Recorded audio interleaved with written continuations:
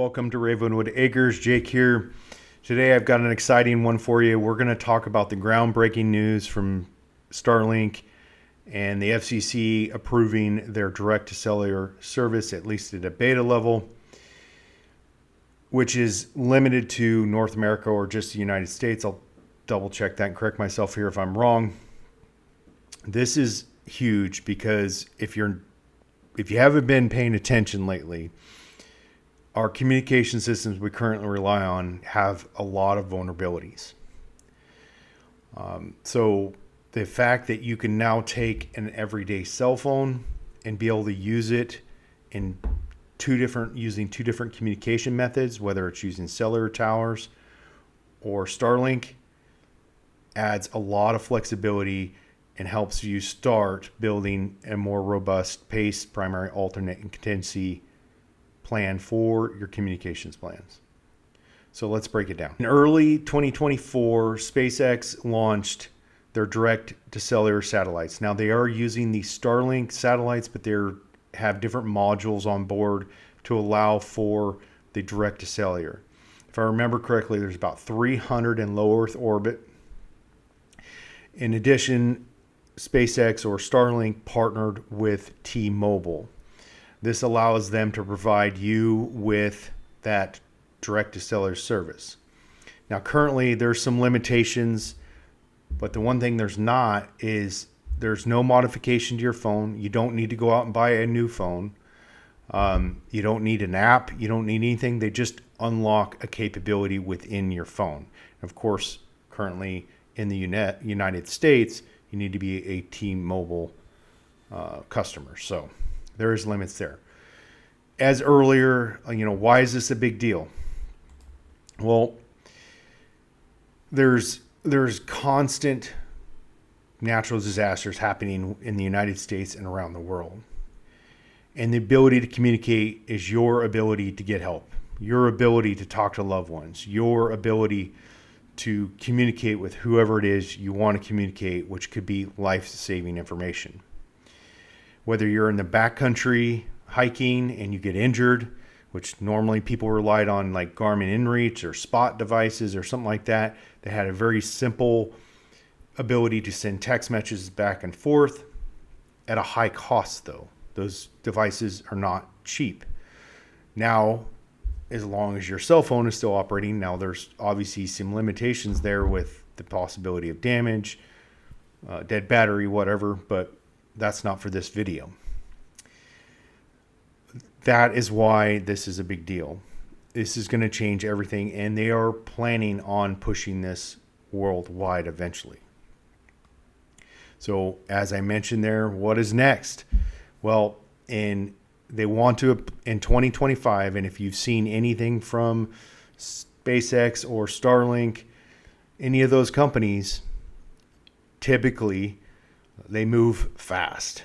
They roll out technology and services fast. So in 2025, they want to be able to offer voice, data, and even IoT services globally, which is, I know some people, if you've grown up and you've lived your whole life in an area where you lived in a major metro area, you don't understand communications problems for just the average citizen. I live, well, when I'm not in Europe like I am right now, in a rural part of southwestern Washington. Only really a half a mile outside of a smaller city. No wired, no fiber internet solutions. Starlink changed our world when we bought it 3 years ago. So the ability to have broadband internet even where I live, just a half mile outside of a medium-sized small city, whatever you want to consider medium, is huge. So what you can expect in 2025 is more Falcon 9 rockets launching in the air and delivering more Starlink satellites that have the capability for the direct cellular service. I guarantee you'll see that. Who's on board with all this? Well, as I mentioned earlier, T-Mobile. In Canada, there's a company called Rogers. Opus in Australia and many others worldwide. I don't have a list of those, but I imagine as this technology proves itself, though, you'll see more carriers jump on board. So to close out, why does this matter? Constantly, I get up, whether it's this channel or my other channel, IMCOM Solutions, where I talk specifically emergency communication stuff. People always mention budget. When I'm presenting them with new technologies, new equipment that might help them build a more robust communication systems for their emergency communication plans. I understand everyone has a budget. I don't care. Even millionaires have budgets, right?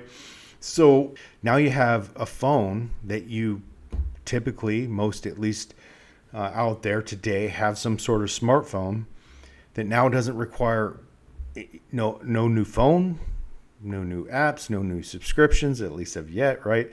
And you have at least your P and A out of your PACE, your primary and your alternate, because now you have the capability to communicate normally under normal circumstances using your cell phone, and then under an alternate situation when you're outside local coverage areas or there's a minor disruption, you can now use satellite services to communicate with those that you love.